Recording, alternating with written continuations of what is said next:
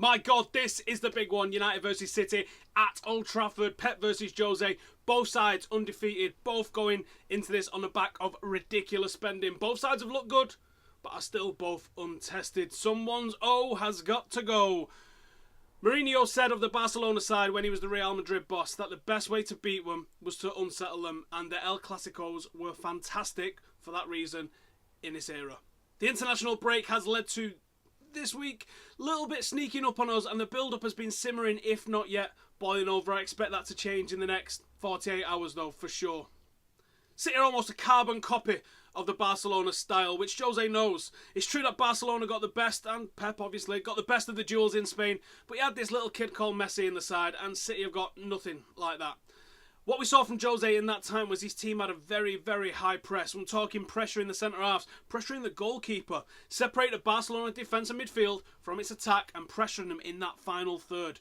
You'll force mistakes and you might be able to capitalise on something there and then. You also need to be very physical, which I think what Mourinho's done when he's brought the transfers in that we've seen. Pogba, Zlatan and Bale, they're all three of them extremely physical players, and the use of Valencia, Shaw, Fellaini, Marshall to add to that. City is a small side. United is a large side. I expect this City team to have a lot of possession, but I expect and I also want to see us use Marshall and Rashford as an outlet. I expect Rashford to start. No, in fact, I don't expect him to start, but I want him to start. I would start him on the wing and I would use him and Marshall as the counter-attacking outlets. Zlatan can hold the ball up if it needs be and be the target for the traditional attacks, using Valencia down the wings and stuff like that. But the focus needs to be on very, very, very direct counter-attacks. Turn the ball over, turn it into attack, and get behind that City defence, go one-on-one with a goalkeeper.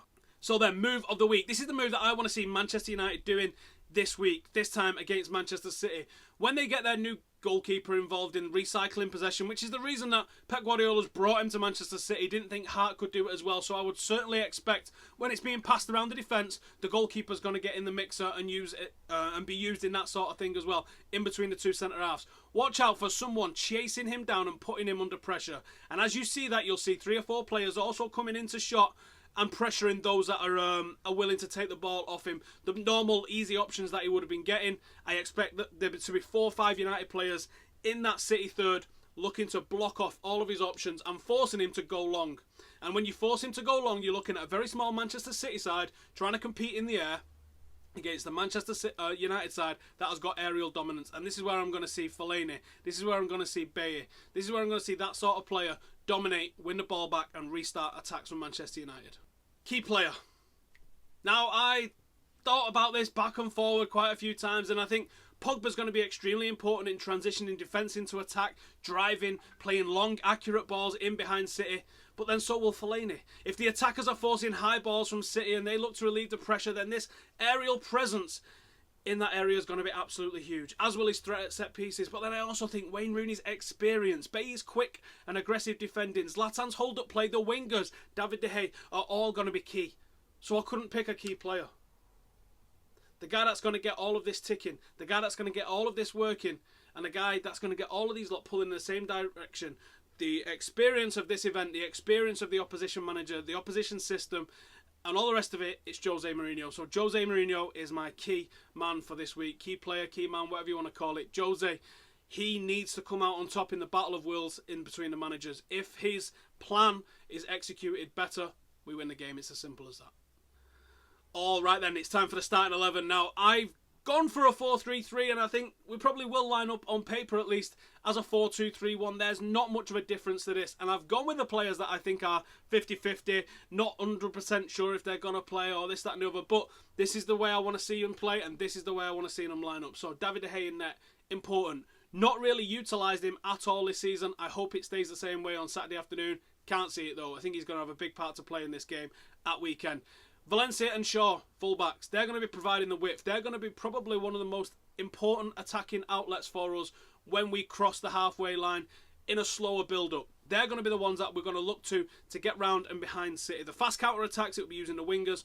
The more slow, deliberate play when we just win possession, and we can't really turn that into a super fast counter-attack. We'll be looking to get some presence down the flanks using these two, because the two forwards are going to tuck in, especially if we're not behind City's back four.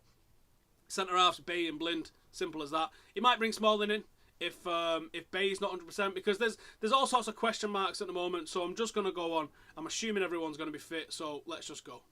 Fellaini, holding midfielder. No arguments there. The difference is with the other midfielders, and I think Rooney have pulled back from being the number 10 and Pogba have pushed up slightly, so it'll kind of be a midfield three.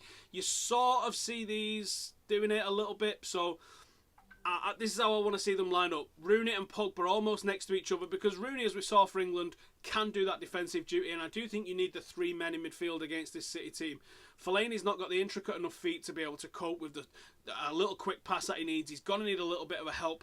People that are there for him, people that are options for him. Blind will always be an option for him, but if he's got Pogba and Rooney as options as well that he can just give a quick pass to, then Rooney and Pogba can both find outlets on the wing really fast if that's what they've been told to do.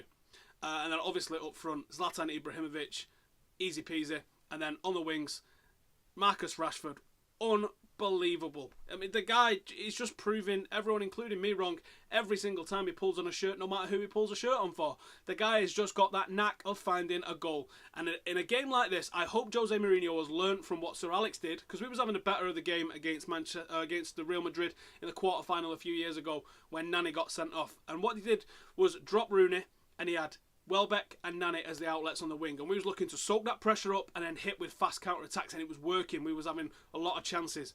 I think Robin Van Persie was centre forward that night, and that's the role that I want to see Zlatan occupy. The guy that's going to be in the box looking to finish stuff off. He needs to be very accurate, because I don't think there will be 100 chances for him in this game. He's going to have to take the early ones, and that's going to be the big difference in this game. But the wingers are going to be very key. As soon as we win the ball, switch it out to the wingers and let them get in behind. You give Marcus Rashford any sort of space, he's going to punish you. We've seen it against Galatasaray. We've seen it time and time again. We've seen it in last Manchester derby. We've seen it against Norway the other night. You've got to allow Marcus Rashford a little bit of space out on the wing with a City team that's playing like 15 centre-halves in midfield and all the rest of it. There will be space, and Marcus Rashford, mark my words, will get into that space. I think it's perfect for him to go and be. The work rate that he'll give you on the wing is a little bit more than you'll get from Mata, so that's why I want to see him starting ahead of Mata. Don't know if Jose Mourinho is going to agree, but I hope he watched the game midweek, and I hope that changes his mind. The same goes for Marshall. You give Marshall any sort of space, because that's what he's not had in that left flank, and especially against the likes of Hull and that. He's not had that space. Against Manchester City, there will be space, and if you give Marshall space, he will punish you, and that's what I want to see. The forward 3 are an absolute nightmare if you give them space. They're going to get space. We just need to get the ball to them. That's going to be the problem, because City will have, I think City are going to have 55 to 58% possession. They're probably going to dominate the possession a little bit. They're probably going to dominate territory a little bit. We just need to be speedy, direct, and fucking ruthless when we get the ball. Right, prediction time then. This game is going to be extremely close. It feels like a cup final. The atmosphere at Old Trafford will be absolutely insane. Aguero missing is a big bonus for United, big time. But regardless, I think we got this. It'll be a totally different thing to the way the whole game was. Totally. There will be so much room and we will get so many chances. We just need to capitalise. City have looked good going forward, but so have we. And we need to be on it ourselves. And I see goals. I see this being like a 3-2 to United, a 4-3 thriller like we saw when Michael Owen got the winner. But we have got this, because Pep is bald, Manchester is red, and you can't change those things. Come on.